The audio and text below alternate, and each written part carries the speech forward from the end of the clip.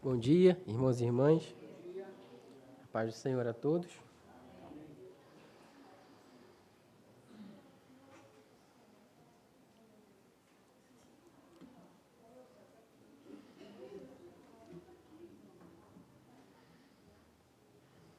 Espero que os irmãos estejam bem nessa manhã fria de domingo.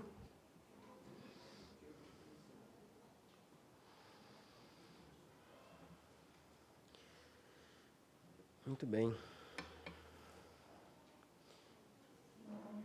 Bom,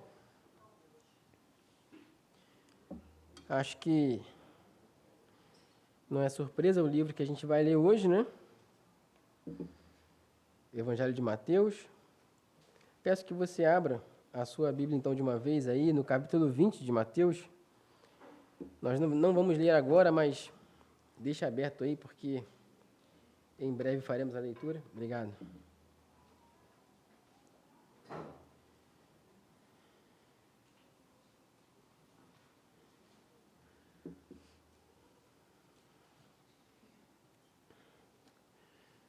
Amém. Antes da gente ler o nosso texto de base hoje, de tudo aquilo que a gente tem visto aqui aos domingos, principalmente dos últimos 3 domingos para cá, eu gostaria que os irmãos respondessem uma pergunta. O reino de Deus, aquilo que o Senhor apresenta como seu reino, aquilo que Jesus trouxe, a perspectiva de Jesus a respeito do reino de Deus, segue alguma lógica humana? Sim ou não? Não, né? Principalmente dos capítulos 18 para cá, isso é uma coisa que fica muito evidente. Então, antes da gente ler nosso texto, a gente precisa fazer aqui uma retrospectiva, só uma recapitulação daquilo que a gente viu, para a gente conseguir entender o que a gente vai ver hoje.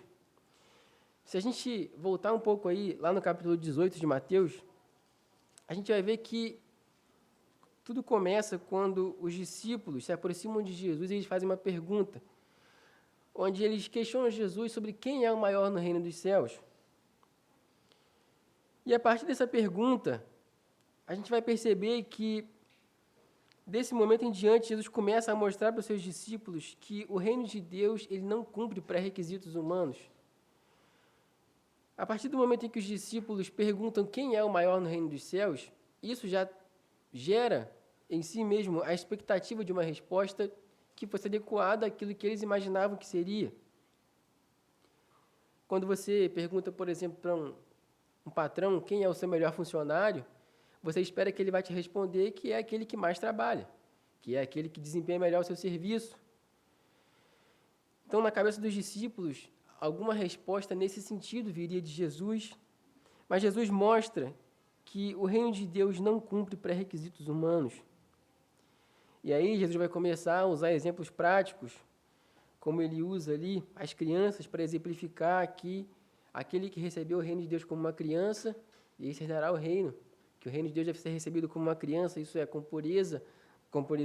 inocência, com senso de dependência, assim como a criança depende de seu pai, nós também dependemos de Deus. Depois Jesus vai usar alguns outros exemplos como metáforas, assim como ele fala das ovelhas que são desgarradas, que uma se distancia do grupo e que o pastor tem mais alegria em buscar aquela que se perde do que as 99 que estão no rebanho. Eu pergunto a você, isso aos olhos humanos faz algum sentido?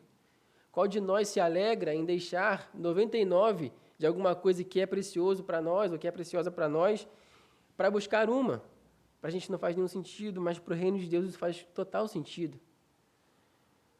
Ou ainda, quando Jesus traz ensinamentos como a questão do perdão, onde Jesus mostra que não há um limite no número de vezes que se deve perdoar alguém, diferente do que era ensinado e praticado entre os judeus, onde Jesus usa até mesmo uma parábola para falar desse assunto, que não há limite para o perdão, que o perdão deve ser dispensado a todo momento em que a parte que ofendeu estiver disposta a se reconciliar.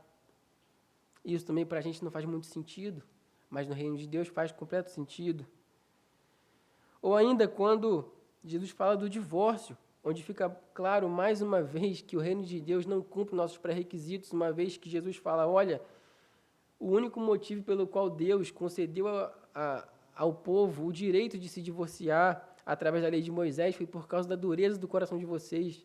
Não porque Deus quer que isso aconteça, não porque Deus permita que isso aconteça ou que seja do agrado dele, mas é por causa da dureza do coração de vocês. E aí Jesus fala, olha, a intenção é não se divorciar, ainda que haja ofensas e que hajam problemas, a reconciliação é sempre o melhor caminho. E a gente não precisa de muito esforço para olhar para esse mundo de hoje e perceber que isso não faz sentido para a perspectiva humana, mas faz completo sentido na perspectiva do reino de Deus. E, por fim, a gente chega no nosso contexto mais imediato, onde um jovem rico se aproxima de Jesus, e nesse momento alguém deve ter ficado bem feliz, né? Judas, talvez. Um jovem rico se aproximando, querendo seguir Jesus. Uma bela oportunidade de ter alguém ali com dinheiro no grupo, porque aparentemente era todo mundo pobre. E aí, o que acontece é que Jesus não está nem um pouco interessado nas riquezas daquele homem, muito pelo contrário, o que Jesus quer é que aquele homem fosse liberto do seu pecado, porque o seu dinheiro, as suas posses eram o seu Deus, e como a gente viu na semana passada, não é possível servir a dois senhores. E aí essa narrativa acaba então com um jovem rico, indo embora triste, porque ele era dono de muitas propriedades. E aí, após isso, Jesus se volta para os seus discípulos e ele fala sobre a dificuldade de um rico entrar no reino dos céus. Pronto. Era só o que faltava. Obrigado, Jesus. Complicou tudo. Como assim um rico não pode entrar no reino dos céus? Como a gente viu também na semana passada, naquele contexto histórico, a pessoa rica era alguém que, de acordo com o consenso cultural, era alguém que era abençoado por Deus, alguém que recebia de Deus as riquezas, alguém que tinha uma proximidade com Deus e por isso tinha riquezas. Então, se alguém que é rico, que tem bênçãos, que é próximo de Deus, não entra no reino dos céus, então quem é que entra? Mas, mais uma vez, meus irmãos, o reino de Deus não cumpre pré-requisitos humanos. Talvez no mundo sem pecado, a riqueza até pudesse ser um símbolo da dádiva divina, mas em um mundo coberto pelo pecado, a riqueza, na grande maioria das vezes, gera o orgulho, a soberba, a sensação de autossuficiência e, o pior de tudo, a riqueza pode se tornar um Deus. E era isso que Jesus queria que seus discípulos entendessem. O reino de Deus não consiste em ter posses, mas em abrir mão de tudo por amor a Deus. E aí Pedro, né, já querendo apresentar ali o seu certificado de pobreza, olha, Senhor, então está tranquilo para a gente, né? Porque a gente largou tudo para te seguir. E aí Pedro pergunta para Jesus, o que será de nós, já que a gente largou tudo para te seguir? E se você ler o verso 29 e 30, você vai ver que a resposta de Jesus, na segunda parte, diz que todo aquele que tiver deixado casas, irmãos, irmãs, pai, mãe, filhos ou campos por causa do meu nome, receberá muitas vezes mais e herdará a vida eterna. Porém, muitos primeiros serão últimos e os últimos serão os primeiros. Sendo assim, resumindo tudo aquilo que a gente já viu até aqui, Jesus estava mostrando o quanto que nossos valores, diante dos valores do reino de Deus, são nada. Ele mostra que os valores do reino de Deus subvertem os nossos valores. No reino de Deus, o maior não é aquele que se julga mais forte, mas aquele que reconhece que é fraco, como uma criança. No reino de Deus, o vitorioso não é aquele que se vinga, mas aquele que perdoa. No reino de Deus, a riqueza verdadeira não consiste em reter bens, mas em estar disposto a abrir mão de tudo por amor a Deus. Essa é a verdadeira riqueza. E aí, aqui aparece um pequeno problema. Os discípulos abriram mão de tudo para seguir a Jesus. Então, isso significa que eles têm algum direito de requerer alguma coisa das mãos de Deus? Será que isso significa, então, que agora eles recebem de Deus, então, a dádiva de exigir de Deus alguma coisa, uma vez que eles abriram mão de tudo? Bom, vamos ver que não. E por isso, ainda dentro desse tema, onde o reino de Deus subverte os valores do reino dos homens, a gente vai ver que existe mais um valor que precisa ser subvertido, e que valor é esse? Agora Jesus vai mostrar, irmãos, que Tudo que temos vem de graça, vem pela graça de Deus. Não há merecimento, não há mérito, não há esforço suficiente que faça de nós dignos de alguma coisa, tudo vem pela graça de Deus. E mais, o Senhor vai mostrar que no reino de Deus o maior é aquele que serve. O maior não é aquele que se senta em trono, mas é aquele que está disposto a servir, a se colocar no lugar de servo. E como que Jesus vai propor, então, essa dinâmica desse próximo assunto? Ele propõe uma parábola. E aí a gente chega, então, no nosso texto de hoje, e eu convido você a acompanhar a leitura a partir do verso 1 do capítulo 20. Peço sua atenção, diz assim o texto. Porque o reino de Deus, o reino dos céus, é semelhante a um homem, dono de terras, que saiu de madrugada para contratar trabalhadores para a sua vinha. E tendo combinado com os trabalhadores o pagamento de 1 denário por dia, mandou-os para a vinha. Saindo por volta de 9 horas da manhã, viu na praça outros que estavam desocupados e lhes disse: vão vocês também trabalhar na vinha, e eu lhes pagarei o que for justo. Eles foram. Tendo saído de novo, perto do meio-dia, e às 3 horas da tarde, fez a mesma coisa. E saindo por volta das 5 horas da tarde, encontrou outros que estavam desocupados e lhes perguntou: por que vocês ficam desocupados o dia todo? E eles responderam: porque ninguém nos contratou. Então ele lhes disse: vão vocês também trabalhar na vinha. Ao cair da tarde, o dono da vinha disse ao seu administrador: chame os trabalhadores e pague-lhe o salário, começando pelos últimos e indo até os primeiros. Chegando os que foram contratados às 5 da tarde, cada um deles recebeu 1 denário. Ao chegarem os primeiros, pensaram que receberiam mais, porém também estes receberam 1 denário cada um. Mas, tendo recebido, começaram a murmurar contra o dono das terras, dizendo: esses últimos trabalharam apenas 1 hora, mas você os igualou a nós, que suportamos a fadiga e o calor do dia? Então, o dono disse a um deles: amigo, não estou sendo injusto com você. Você não combinou comigo trabalhar por 1 denário? Pegue o que é seu e saia daqui, pois quero dar a este último tanto quanto dei a você. Será que não me é lícito fazer o que quero com o que é meu? Ou você ficou com inveja porque eu sou bom? Assim, os últimos serão os primeiros e os primeiros serão os últimos. Por enquanto, só até aí. Vamos orar. Senhor, estamos diante da Tua palavra, gratos, Senhor, porque através dela aprendemos, através dela o Senhor nos exorta, o Senhor nos consola, e clamamos a Ti para que o Senhor venha falar conosco mais uma vez, para que o Senhor tenha misericórdia da minha vida, que o Senhor me use, de acordo com o Teu querer, com a Tua graça, que o Senhor possa falar à Tua igreja de maneira que sejamos edificados por Ti, e que o Teu nome seja glorificado, Pai, no meio do Teu povo, em nome de Jesus. Amém. Amém. Uma boa frase para a gente começar, então, a nossa reflexão de hoje é: um dos maiores problemas do ser humano é que ele quer andar como rei quando ele foi chamado para andar como servo. Vou repetir: um dos maiores problemas do ser humano é querer andar neste mundo como rei, quando na verdade ele foi chamado para andar como servo.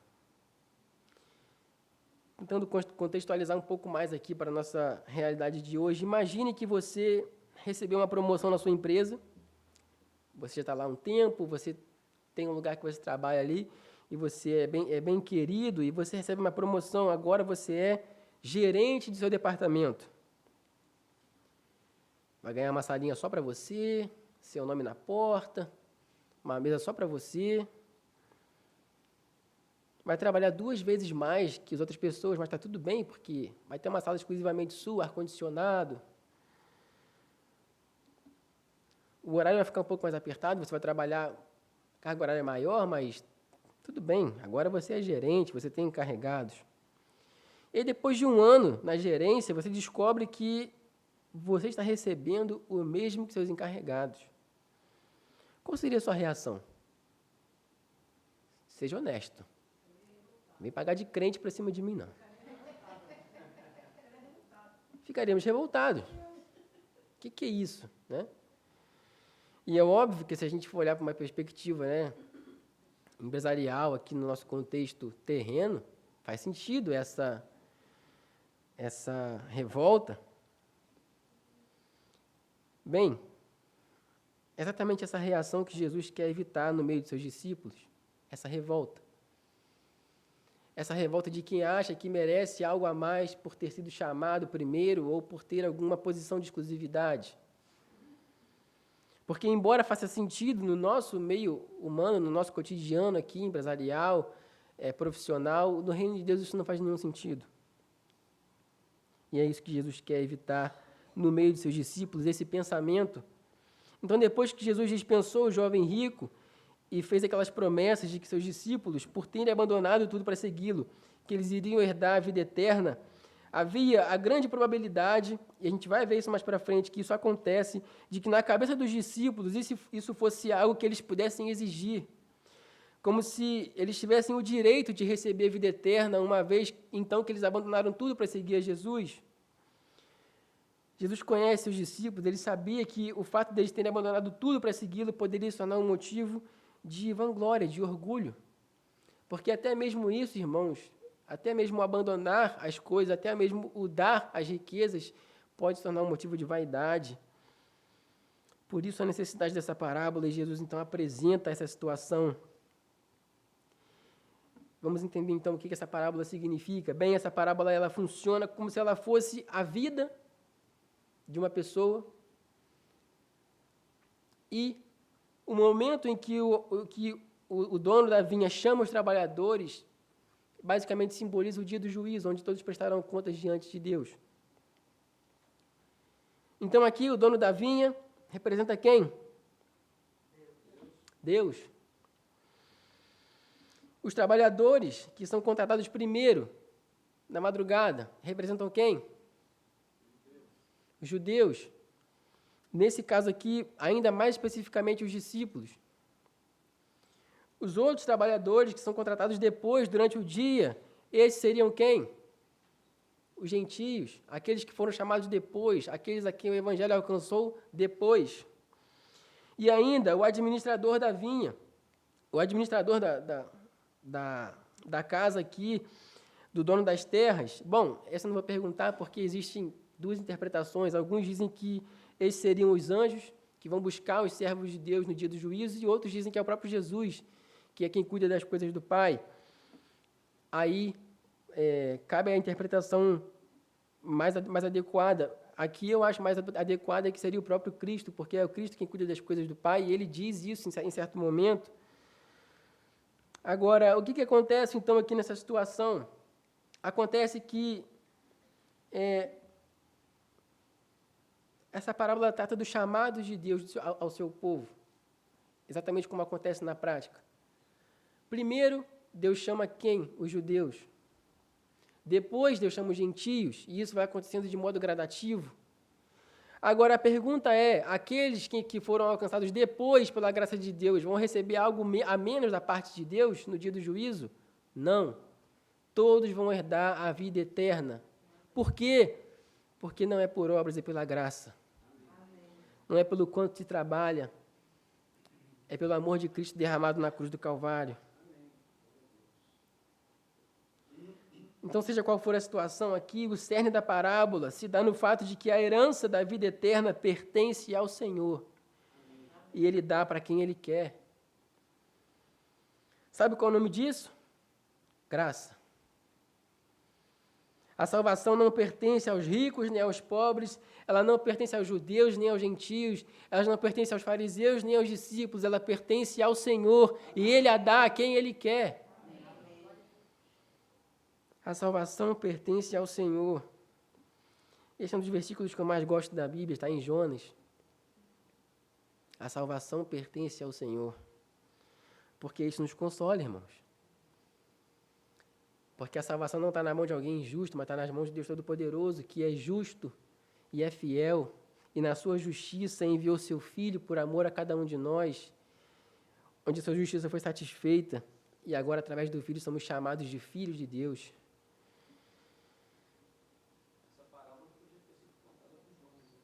Podia ter sido contada por Jonas, facilmente.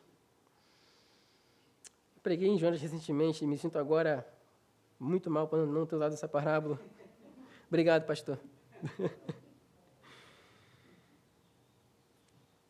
Então, irmãos, como que a graça de Deus se apresenta nessa parábola? Bom, a gente pode destacar pelo menos 3 pontos. Primeiro, já falamos, Deus chama quem Ele quer, quando e como Ele quer. Irmãos, às vezes você caminha a vida inteira na igreja, como os crentes gostam de falar, às vezes você nasce na igreja, está ali a sua vida inteira buscando a santidade, vivendo uma vida íntegra diante do Senhor, se sacrificando ao máximo que você pode, doando tudo de si para não pecar, e quando peca se arrepende, vai diante do Senhor em contrição. E aí lá pelos seus 80, 90 anos, 120, talvez, não sei quantos anos você vai viver, mas quando você estiver bem velho, imagine essa situação, depois de anos na luta da vida cristã, você é internado. Eu não desejo para ninguém, mas é só uma suposição, calma. E aí, lá, junto do seu quarto, tem alguém que viveu a vida inteira uma vida de devassidão, uma vida depravada. Alguém que se entregou aos prazeres da carne a vida inteira. Alguém que se prostituiu, que se entregou à imoralidade sexual, que se entregou a drogas, a tudo que essa terra tem para dar, de prazeres momentâneos. E você descobre que aquela pessoa, aos seus 70, 80 anos, porque elas vivem menos, aceitou Jesus ali no hospital. Como você lida com isso? Ah, esse aí viveu melhor, né?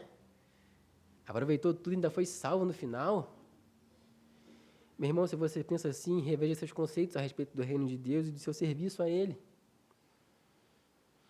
Meus irmãos, a salvação não é pelo tanto que a gente trabalha, é pela graça de Deus.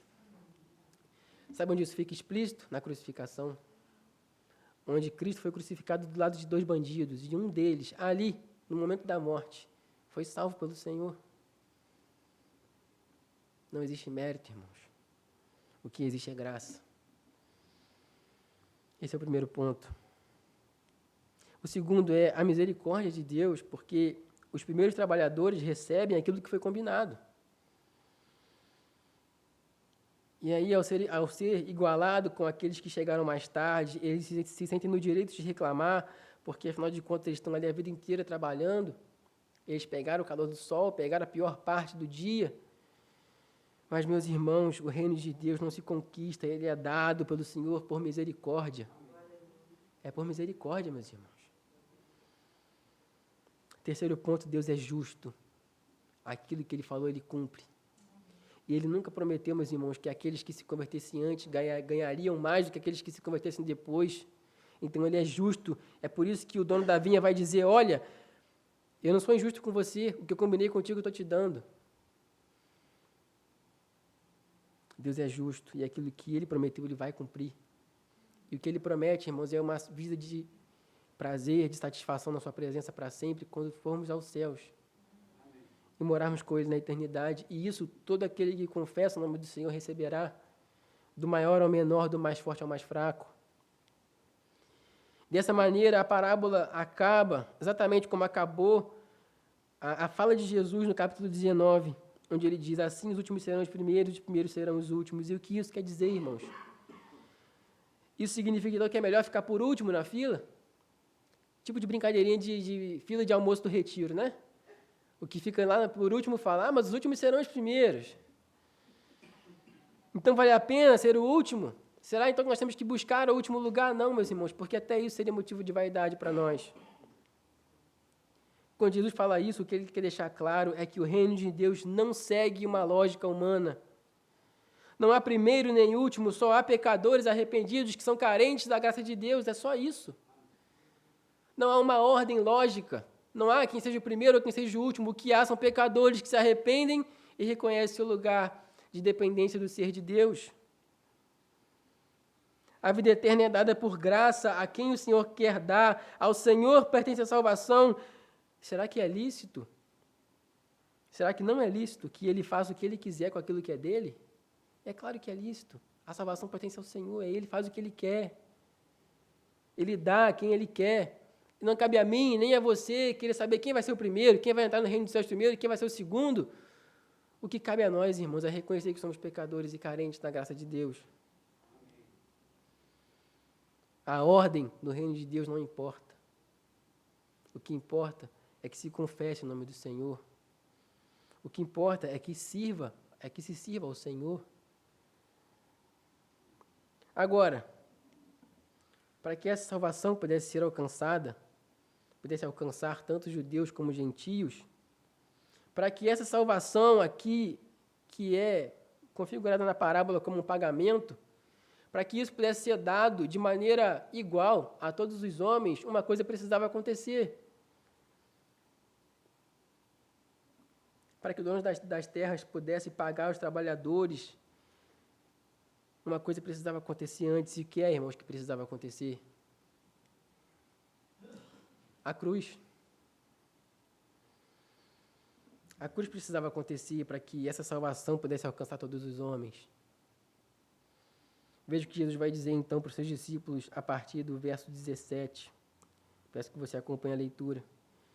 Vai dizer o texto que, estando Jesus para subir a Jerusalém, chamou os 12 discípulos para um lado no caminho e disse: Eis que subimos para Jerusalém, e o Filho do Homem será entregue aos principais sacerdotes e aos escribas.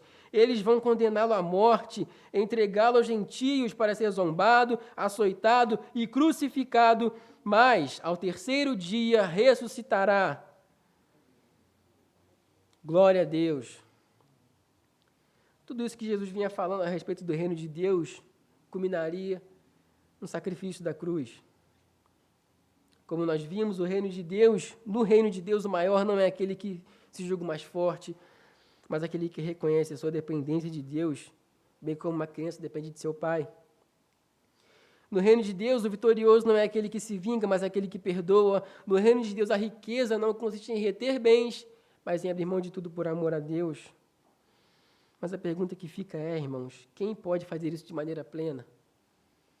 Quem será capaz de satisfazer, então, todas essas ordenanças de maneira satisfatória? Lembra do que Jesus disse para o jovem rico, quando ele pergunta para Jesus o que mais ele tinha que fazer? Qual é a resposta de Jesus? Olha, se você quiser ser perfeito, vá, venda tudo o que você tem e dê aos pobres e me siga. A pergunta é, o jovem fez isso? Não, porque a perfeição não pertence ao homem. O coração do homem sempre vai precisar ser aperfeiçoado, meus irmãos. Você percebe, então, que tem um problema enorme aqui? Que existe uma justiça de Deus que precisa ser satisfeita, existe o reino de Deus e os seus valores que subvertem os valores humanos, e existem nós, seres humanos, pecadores, que não conseguimos satisfazer aquilo que o reino de Deus exige de nós em sua plenitude. Então nós temos um problema. Como que a ira de Deus será satisfeita? Como que então essa salvação vai alcançar todos os homens? Porque ainda que uma pessoa viva a vida mais íntegra possível, ainda assim a sua integridade terá cheiro de pecado, porque nós somos assim. A nossa natureza tem cheiro de pecado, aquilo que a gente faz de bom pode culminar em vaidade, aquilo que nós temos de melhor pode se tornar o motivo do nosso orgulho. Mas, meus irmãos, desde a eternidade, a solução para esse problema já existia, e o nome dela é Jesus. Ele é a solução para esse problema. Esse é o menor trecho aqui do nosso texto de base de hoje, mas eu diria que ele é o mais importante, porque ele é justamente o cumprimento do plano perfeito de Deus, para que a salvação pudesse alcançar todos os homens. Essa é a terceira vez que Jesus fala da necessidade que ele tinha de se entregar nas mãos dos homens para morrer e ressuscitar no terceiro dia. A primeira vez ele vai falar isso no capítulo 16, do verso 21 ao 23. A segunda vez ele fala no capítulo 17, dos versos 22 a 23. E agora, no capítulo 20, versos 17 e 19, por 3 vezes, Jesus é claro ao dizer o que aconteceria com ele em Jerusalém. Nesse caso, estava mais próximo esse momento de tudo isso acontecer, porque o nosso texto diz que, estando Jesus para subir em Jerusalém, isso é a sua última viagem com os discípulos antes da crucificação. E aí o texto diz que estavam para subir para Jerusalém, justamente porque Jerusalém fica localizado no alto. Então, há essa ideia de subida. Então ele chama seus discípulos para perto, ele faz o anúncio da sua partida. Os textos paralelos de Marcos e Lucas vão dizer que já estavam a caminho de Jerusalém. Então a cena aqui é a seguinte: eles estavam partindo e no caminho Jesus chama eles, porque ele percebe a necessidade de mais uma vez alertar os seus discípulos do que ia acontecer, do que esperava ele em Jerusalém. Então ele vai dizer tudo aquilo que o aguarda. Esse terceiro anúncio a respeito da crucificação é o mais explícito, é onde Cristo fala de todas as etapas do seu sofrimento, até culminar na morte e na ressurreição. É só nesse momento aqui de Mateus que ele vai dizer para os discípulos que o seu destino é a cruz. Imagine você por um instante a angústia de Cristo falando isso com seus discípulos, sabendo que ele estava caminhando rumo ao sofrimento. Ele estava caminhando para um destino que o levaria à condenação, à morte, à zombaria, ao açoite e à crucificação. Agora, perceba que Jesus não fala isso como uma vítima. Jesus veio ao mundo para morrer, irmãos. Essa é a missão dele. A vida dele não foi tomada, ele a entregou voluntariamente. Cristo Jesus não é uma vítima, ele é um salvador. Ele não teve a sua vida tomada de si, mas ele entregou a sua vida por amor a nós. Essa era a missão dele. Se havia um problema a ser resolvido para que o homem pudesse ser ligado a Deus novamente, esse problema seria resolvido na cruz do Calvário, no derramar do sangue de Cristo.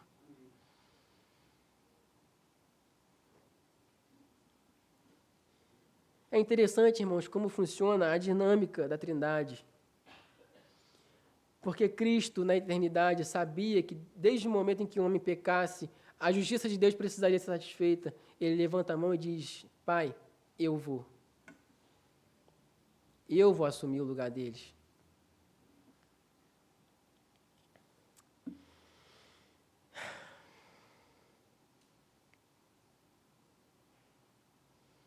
Um dos textos mais marcantes para mim é quando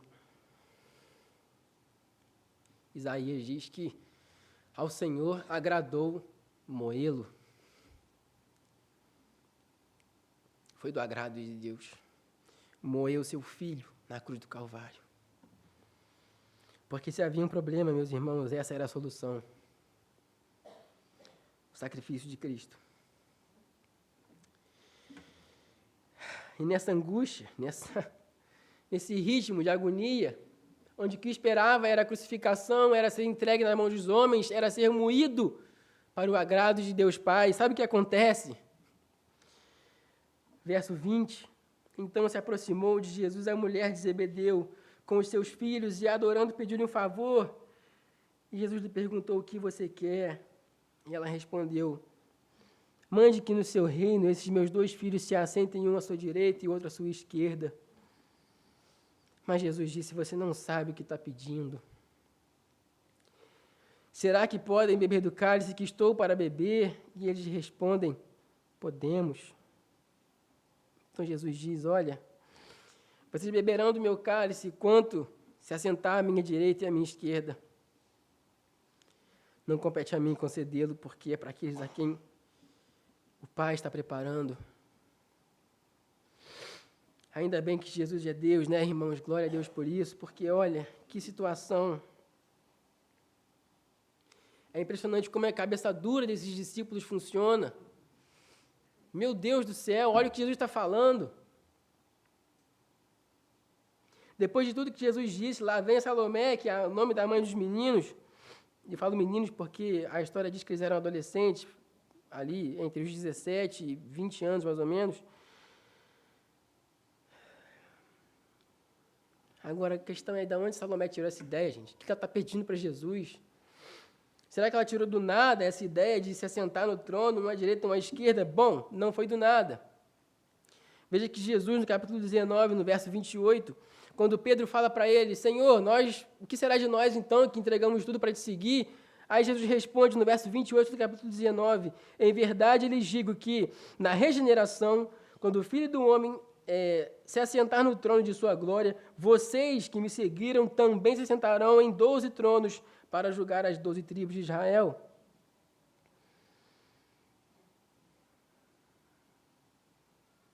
Agora imagina a cena.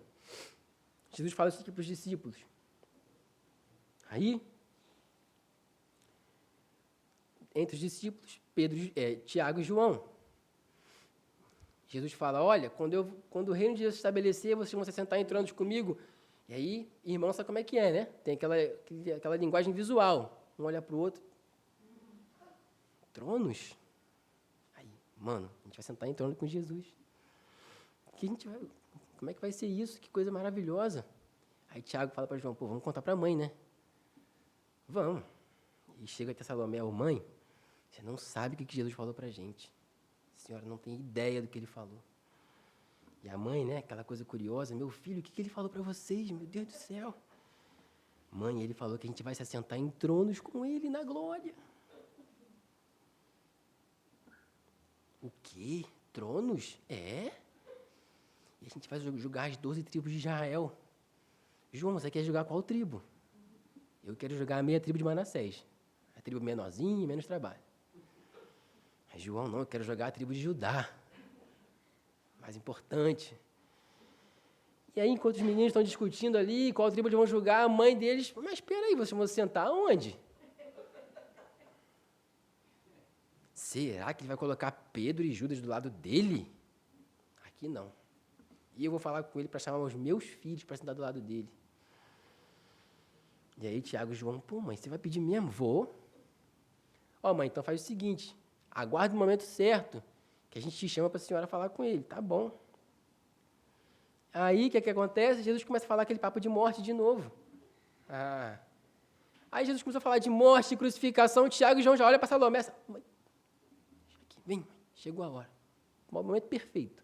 Jesus está naquele papo de morte. E ela se aproxima, então, e faz esse pedido para Jesus. Irmãos, eu estou tentando ilustrar porque é cômico. Diante de tudo que acontece aqui, é uma situação cômica.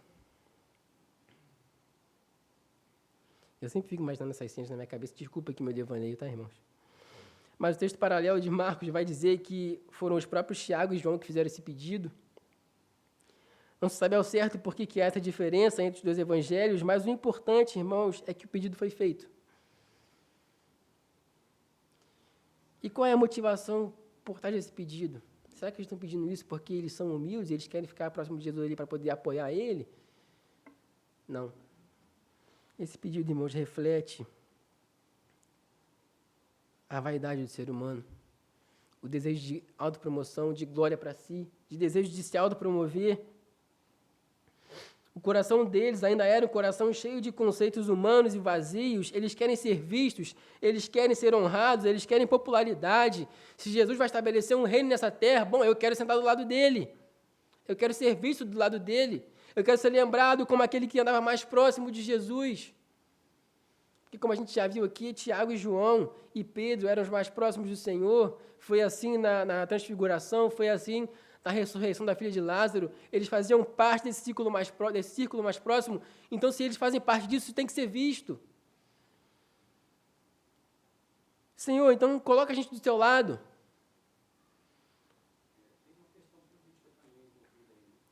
Uhum.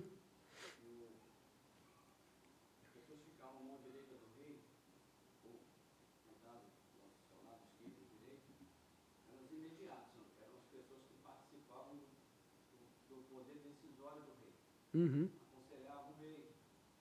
Quando alguém levava uma questão para o rei, a quem estava à mão direita ou à mão esquerda, tinha a oportunidade de dar alguma sugestão para a resolução de algum problema.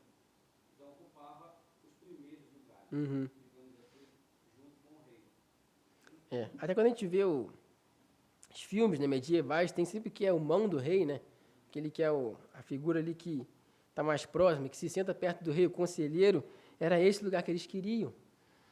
Mas, de novo, eles não queriam esse lugar para trabalhar mais ou para servir mais, mas eles queriam isso para poder ter glória, como um título de alguém que era mais importante. Mas, meus irmãos, Jesus é tão maravilhoso que ele fala, vocês não sabem o que vocês estão pedindo.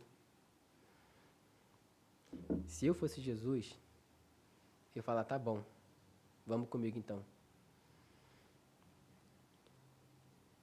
O pedido de Salomé, irmãos, aos seus filhos, diz respeito a um reino terreno. Perceba que a palavra reino, quando ela fala aí, ó, mande que no seu reino esses meus 2 filhos se assentem, um à sua direita e outro à esquerda. Como é que está a palavrinha reino? É R minúsculo. Esse reino diz respeito a um reino terreno. Agora, eu pergunto a você, meus irmãos, qual foi o único momento em que Jesus recebeu o seu reconhecimento como rei nesse mundo? Na cruz. O que é que tinha escrito em cima dele? O rei dos judeus. O que tinha em sua cabeça? Uma coroa de espinhos. Na cruz. A cruz foi o lugar onde Jesus foi reconhecido como rei nesse mundo. Na crucificação, onde é posto um manto sobre ele, uma coroa de espinhos na sua cabeça. E pregada na cruz a inscrição, este é o rei dos judeus. O único trono que Jesus teve nesse mundo, meus irmãos, foi a cruz do Calvário. E agora eu pergunto para vocês, quantos mais foram crucificados com Jesus? 2. Um à direita, um à esquerda. O que Salomé estava pedindo?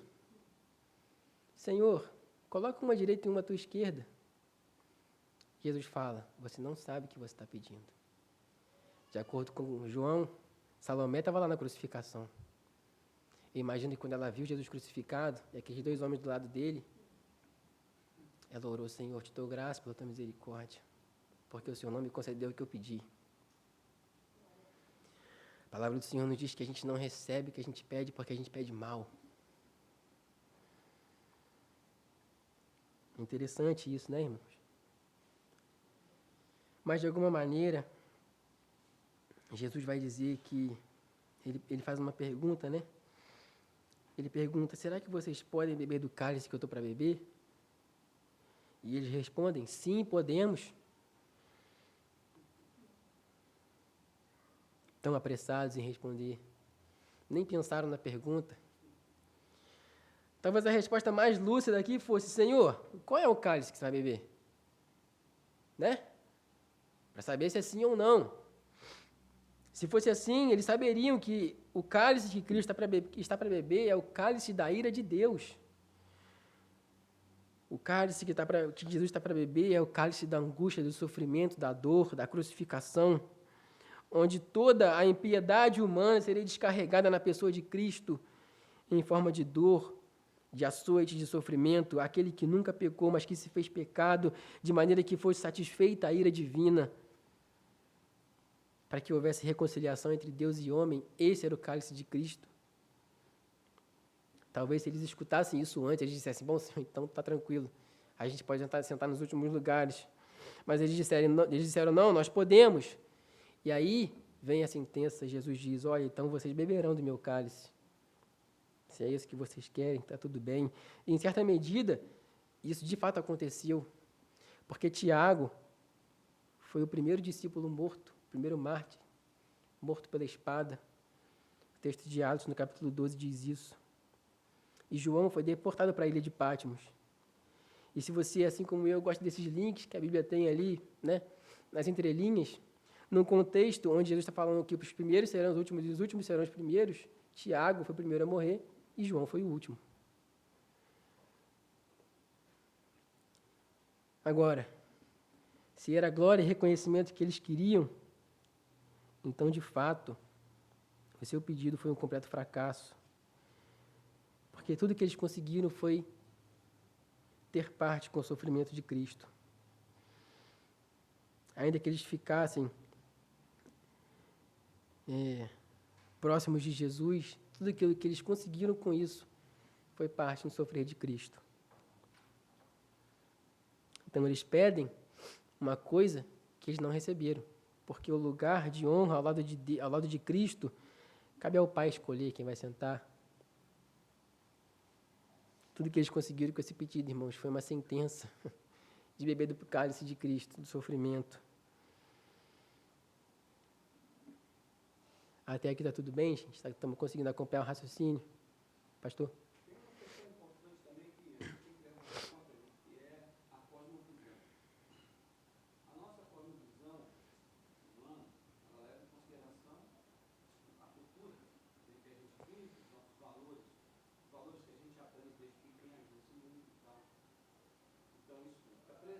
diretamente dos discípulos. Sim. O julgamento que eles fazem, os desejos que eles têm no coração, todos então, são parte dessa nossa natureza decaída. Né? E o apóstolo Paulo fala que, da perspectiva de Deus, todos pecaram, todos foram destituídos da glória. Ricos, pobres, brancos, negros, japoneses, alemães, americanos, todo mundo não tem diferença. Seja algo. Não existe o último nem o primeiro, todos são últimos. Sim. Então, essa diferença de perspectiva faz com que até as nossas orações sejam orações feitas muitas vezes no calor do momento, no impulso, sem refletir até no que a gente está pedindo a Deus, porque isso faz parte da natureza decaída. Mas na glória celestial, ninguém vai se preocupar com a posição que vai sentar no trono, porque nós teremos sido transformados. Amém. Então, haverá uma mudança completa de perspectiva para nós. Então, sentar no chão, não sentar, enfim, não vai fazer nenhuma diferença para nós. Amém. Com certeza. Desde que tenha um chão para sentar, tá ótimo, né? Ou até para ficar em pé, né, pastor? A gente não vai se cansar. É. E aí o verso seguinte, irmãos, vai mostrar a reação dos outros 10.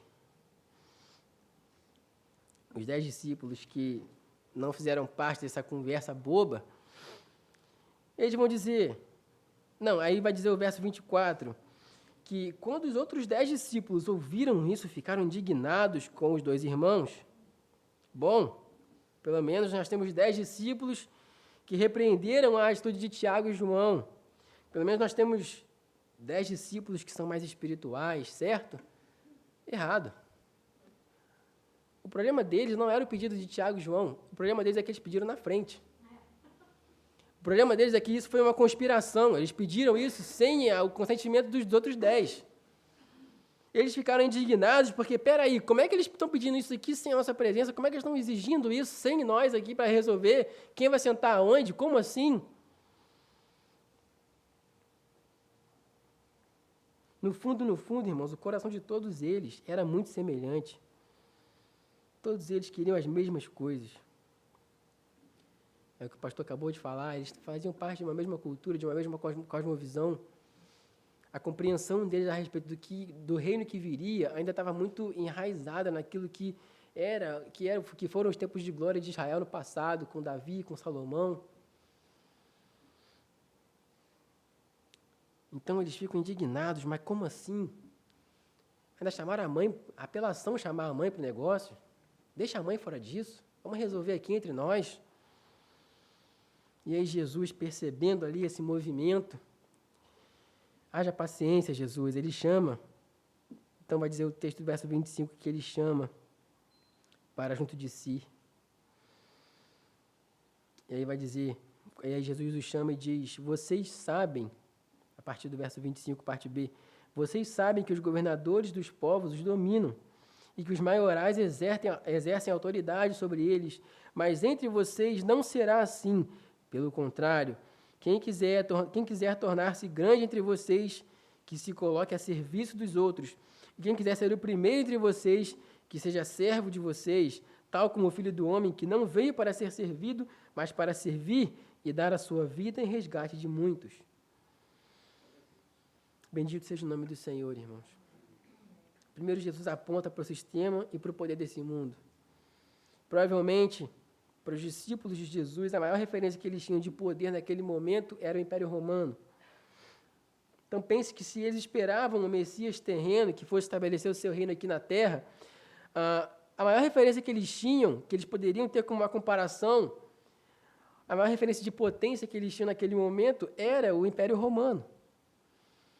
Então, Jesus aponta para esse sistema e para esse poder e diz, olha, você sabe como funciona o sistema desse mundo, como funcionam os impérios desse mundo, onde as autoridades exercem o poder sobre os mais fracos, onde os mais poderosos oprimem aqueles que são os mais fracos.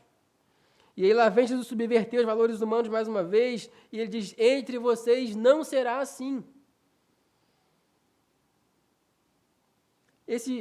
Essa ideia que vocês têm de que se assentar no trono vai fazer de vocês alguma coisa, não é assim que funciona.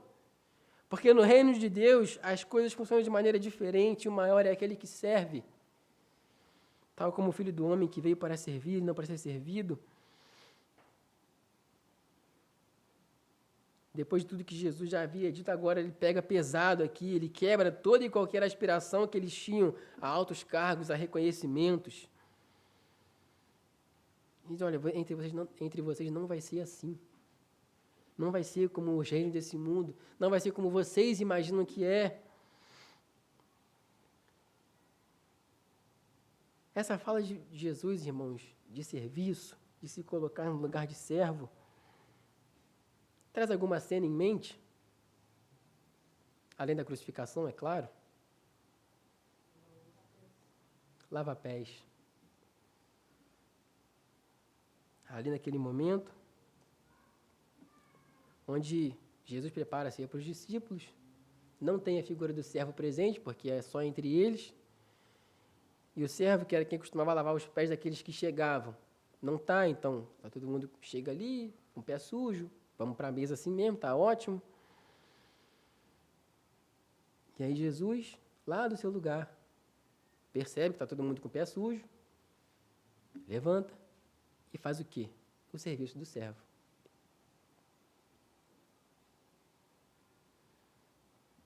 É constrangedor, irmãos.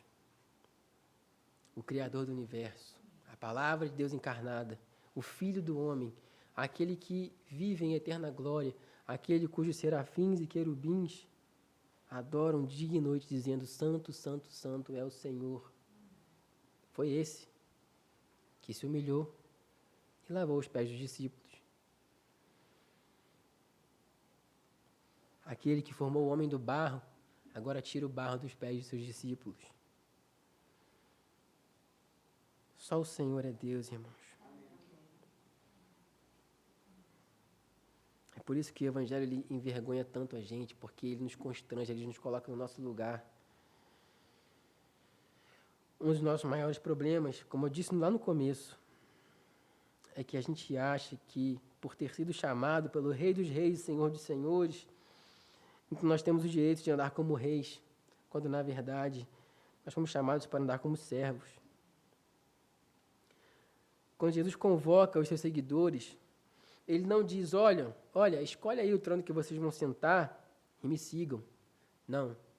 Ele diz: quem quiser vir após mim, negue-se a si mesmo, tome a sua cruz e siga-me. Aquele que quiser ganhar a sua vida, a perderá. Mas aquele que perder a sua vida por amor a mim, esse a achará. Nesse momento, os discípulos ainda tinham a sua visão obscurecida a respeito do reino de Deus, com essa mentalidade que eles tinham de que eles eram parte de um grupo especial de Deus, por ter sido chamado por Jesus. Imagine você, eles eram judeus, já tinham isso em mente, de que eles faziam parte de um grupo especial, não se misturavam com outros povos, tinham problemas com os samaritanos de nem beber no mesmo copo, já se julgavam os superiores, e agora tem um grupo de 12 que é chamado pelo próprio Messias. E o coração deles se envaidece: bom, então nós somos especiais? E Jesus diz: não são. É graça, é misericórdia, não é merecimento. Sabe o que aconteceria, meus irmãos, com esses discípulos, se eles não mudassem o coração deles? Eles se tornariam apenas um grupo novo de fariseus. Só isso. E aí, ao invés de chegar no templo e orar: Senhor, muito obrigado, porque eu não sou como esse publicano, eles iriam orar: Senhor, muito obrigado, porque eu não sou como esse fariseu. E aí Jesus diz: vocês não são senhores, vocês são servos. O que vocês receberam não é merecimento, é graça.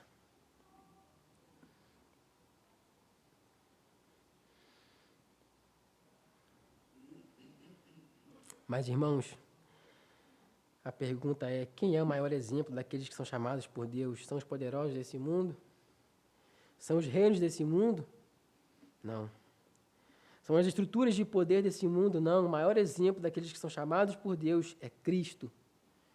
Então, o que devemos fazer? O próprio Cristo responde, 27 e 28, quem quiser ser o primeiro entre vocês, que seja servo entre vocês. tal como o Filho do Homem, que não veio para ser servido, mas para servir e dar a sua vida em resgate de muitos.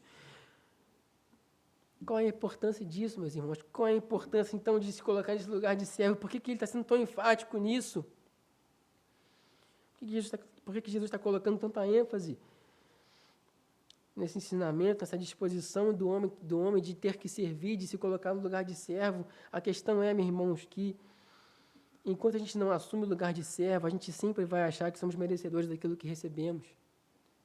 Naquele contexto, nesse contexto em que Jesus está ensinando seus discípulos, os servos, eles trabalhavam na casa e o direito que eles tinham era de trabalhar na casa.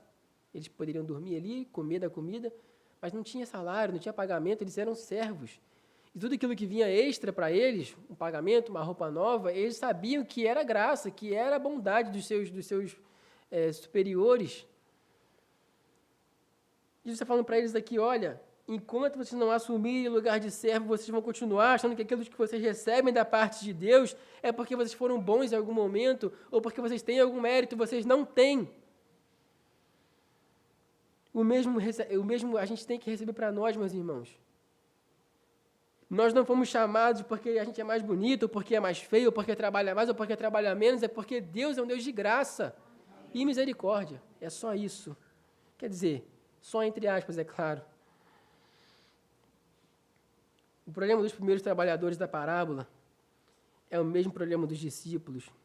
É o problema de pensar que, por ser chamados primeiro, por fazer parte de um grupo mais seleto, eles tinham o direito de ganhar a sua parte na recompensa, como se eles tivessem o direito de exigir a sua recompensa, se esquecendo de que tudo que eles receberam foi por graça.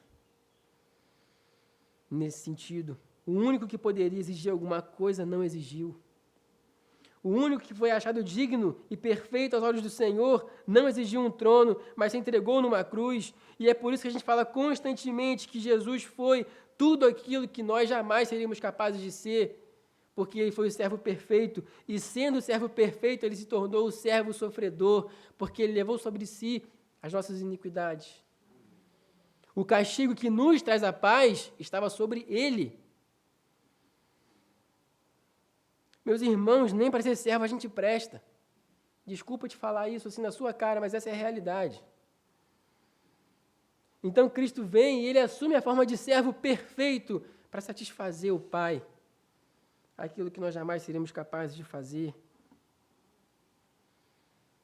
Era esse o sentimento que havia dentro do coração de Jesus durante todo o tempo da sua encarnação, o sentimento de que ele estava aqui para fazer a vontade do Pai. O sentimento de que ele estava aqui para servir, para morrer, para se entregar por amor àqueles que são seus, aqueles que fazem parte da ovelha desgarrada, que o Senhor Deus Pai disse, vai lá e busca, porque eles fazem parte do meu povo. Esse era o sentimento do coração de Jesus, meus irmãos, um coração de autonegação. Esse era o sentimento de servo, de quem se dispõe completamente à vontade de Deus. E aí cabe a nós, meus irmãos, então fazer a pergunta, o que nós temos que fazer? O apóstolo Paulo nos ajuda a responder essa pergunta, ele diz, tende em vós o mesmo sentimento que houve em Cristo Jesus, que existindo em forma de Deus, não julgou por usurpação ser igual a Deus, mas se humilhou e obedeceu ao Pai até a morte de cruz, reconciliando com o Pai os homens, para que ao nome de Deus todo joelho se dobre, toda língua confesse que Ele é o Senhor para a glória de Deus Pai.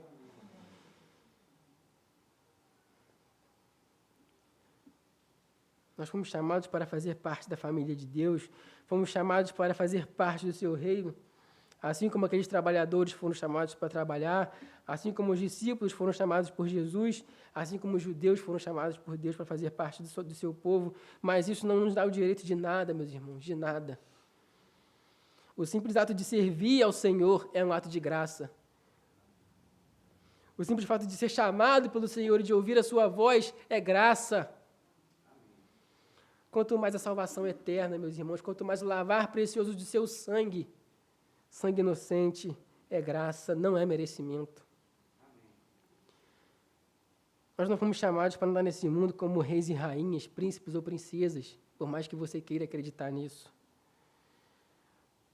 Nós fomos chamados para andar nesse mundo como servos de um rei cuja pátria é celestial, cujo reino é eterno, não terreno, não aqui e agora,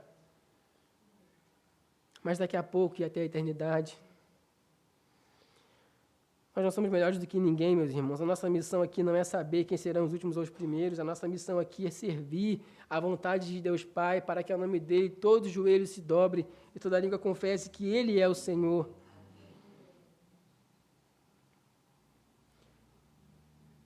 Não importa, meus irmãos, em qual trono vamos sentar, se vamos sentar, ficar em pé, se é tapete, se é chão, se vai ter casa, se vai ter cabana. O que nos importa, meus irmãos, é ter a certeza de que vamos estar com ele para sempre em sua presença, e isso ninguém pode tirar de nós.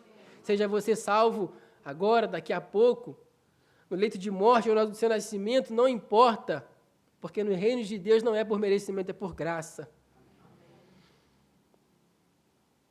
Apocalipse 3:21, Cristo vai dizer que ao vencedor darei o direito de sentar-se comigo no meu trono, assim como também eu venci e me sentei no trono de meu Pai. Mas no reino de Deus, meus irmãos, o vencedor não é aquele que chega primeiro. O vencedor é aquele que serve e que reconhece que tudo que ele recebe vem de graça. Como anda a sua perspectiva a respeito do reino de Deus? Como anda a sua percepção a respeito daquilo que Deus tem te dado? Como você tem vivido nesse mundo? Será que a sua vida aqui nesse mundo não tem refletido uma vida de alguém que tem expectativas só para esse mundo? Será que você não tem vivido como um rei ou rainha, achando que o mundo gira ao seu redor e achando que Deus te deve alguma coisa? Como está a sua perspectiva a respeito da salvação? Será que você ainda acha que é pelo seu esforço? Será que você ainda acha que você tem que fazer um pouco mais para ser salvo? Meus irmãos, eu digo para vocês, é graça, não é merecimento. O que cabe a nós, meus irmãos, uma vez que recebemos essa graça, é olhar para Cristo e dizer, eu quero ser parecido contigo. O que nos cabe, irmãos, depois de receber essa graça, depois de ser chamados para trabalhar na vinha, é dizer, Senhor, eu quero ter o mesmo sentimento de Cristo Jesus. Que mesmo sendo chamado por Deus, eu não quero ser igual a Deus. Eu quero assumir a forma de servo. Que esse seja o nosso desejo, meus irmãos, viver nesse mundo como servos. Que a nossa maior disposição não seja para ser servido, mas para servir. Porque é para isso que fomos chamados. E fomos chamados pela graça de Deus. Amém? Que o Senhor abençoe os irmãos. Alguém gostaria de fazer mais alguma consideração? Toda a questão gira em torno de último e primeiro, né? A pergunta dos primeiros, lá na parábola, ficaram revoltados por causa dos últimos. Tudo vai girar em torno de último e primeiro. E é interessante que Jesus, que é o primeiro, na verdade ele é o único, nem é o primeiro, ele é o único. Ele veio a esse mundo e morreu como o último dos homens, porque ele foi o único homem realmente considerado maldito por Deus, por nossa causa. Né? A maldição que era nossa se tornou a maldição dele. Amém. Glória a Deus. E isso deve fazer a gente refletir, porque é sempre difícil para a gente entender. Lembro da história do Salieri com o Mozart. Salieri e Mozart viveram na mesma época. O Salieri era um grande compositor, mas o Mozart era brilhante. Essa é a diferença deles. Só que o Mozart vivia uma vida dissoluta. O Salieri era um homem piedoso, frequentava a igreja, ia à missa, né, fazia esmolas, dava esmolas, tudo. E ele era um homem amargurado de alma, porque Deus havia concedido ao Mozart uma excelência que não tinha concedido a ele, mesmo que o Mozart fosse um homem dissoluto. Então ele basicamente morreu revoltado com Deus, porque Deus havia concedido ao Mozart uma graça que não havia concedido a ele. Uhum. E para ele era uma questão de mérito. Né? Então, mérito, se fosse mérito, ele teria sido o grande compositor da época dele. Mas ele não foi porque o Mozart fazia a sombra para ele. Então é assim que a gente vive também nesse mundo, né? Sempre esperando o reconhecimento observar que sempre que Jesus vai falar da morte dele, sempre no contexto onde os discípulos estão prontos para elevar o coração, né? Eles descem do monte e viram Jesus na transfiguração, aquela cena maravilhosa ali, e aí Jesus fala, ó, o homem tem que morrer, vai morrer e tal. Eles têm aquela experiência, depois de Pedro, recebe a revelação que Jesus é o Cristo, Deus livre, então Jesus fala, ó, o filho do homem vai morrer. Então, é sempre uma questão em que Jesus precisa posicionar ele de novo nesse lugar que realmente é o nosso lugar, que é o lugar do servo, de olhar para Cristo e ver que a gente não tem nada que merece. Na verdade, tudo que a gente tem é o que a gente não merece, a parte de Deus. Amém. Glória a Deus. Mais alguém, irmãos, gostaria de tirar alguma dúvida? Vamos orar então? Feche seus olhos.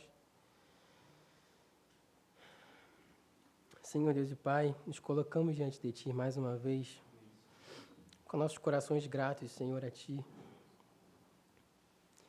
Te agradecemos, Senhor, porque, de alguma forma, na Sua infinita bondade e graça, o Senhor não veio a este mundo para ser servido, mas para servir. E esse serviço, Pai, nos possibilita Te servir também. Te agradecemos, Senhor, porque Teu corpo foi partido na cruz como um pão. Teu sangue foi derramado como um vinho derramado em uma taça. Te agradecemos, Senhor, porque é graça. Te agradecemos, Senhor, porque se fôssemos receber o que a gente merece, seríamos condenados pela eternidade, porque pecamos contra um Deus infinitamente santo. Mas a Tua graça, Senhor, e não o nosso merecimento, na Tua infinita bondade e misericórdia, o Senhor enviou o Teu Filho. E esse morreu por nós, satisfazendo a Tua ira, Senhor, muito obrigado. Te agradecemos, Senhor, porque fomos chamados por Ti, somos participantes desse amor, dessa graça. Amém. E Te pedimos perdão, Senhor, pelas vezes em que julgamos isso um mérito nosso. Te pedimos perdão, Senhor, pelas vezes em que elevamos nosso coração, nossa vaidade, e pensamos, bom, até que eu estou fazendo direito, talvez seja por isso que Deus me escolheu. Não é por isso, Senhor. O Senhor nos escolheu porque Tu és um Deus bondoso, de graça e misericórdia. E não importa quanto esforço nós façamos, nunca será suficiente, Senhor, porque o preço já foi pago. Te louvamos porque mais uma vez o Senhor nos coloca em nosso lugar de servos. Te louvamos, Senhor, porque mais uma vez o Senhor nos mostra a Tua bondade e a Tua misericórdia de tirar de nós, Senhor, a responsabilidade de salvar o mundo, porque não é nossa. Ela pertence ao Senhor e assim o Senhor fez. Te damos graças, Senhor, porque toda vez que o nosso coração pensa em se elevar, o Senhor nos mostra quem nós somos e o quão dependentes somos da Tua graça, Senhor. Pai, que em nossos corações sempre haja o desejo sincero de Te servir, de não buscar, Senhor, reconhecimento, de andar nesse mundo não como reis e rainhas, mas como servos do Deus Altíssimo, como aqueles que não buscam glória para si, mas que buscam glória para o Senhor. Como aqueles que desviam toda a glória de si e transferem para Ti, Senhor, que é o único digno de glória. Amém. Glória a Deus. Cuida dos nossos corações, Senhor, para que a gente não se envaideça, para que a gente não se julgue, Pai, os donos da salvação, porque a salvação pertence ao Senhor e o Senhor dá a quem o Senhor quiser. Te bendizemos, Pai, pela Tua bondade, pela Tua graça e misericórdia. Venha, Senhor, nos abençoar nessa manhã. E mais uma vez eu te peço que o Senhor venha nos colocar no nosso lugar de servos, Deus, em nome de Jesus.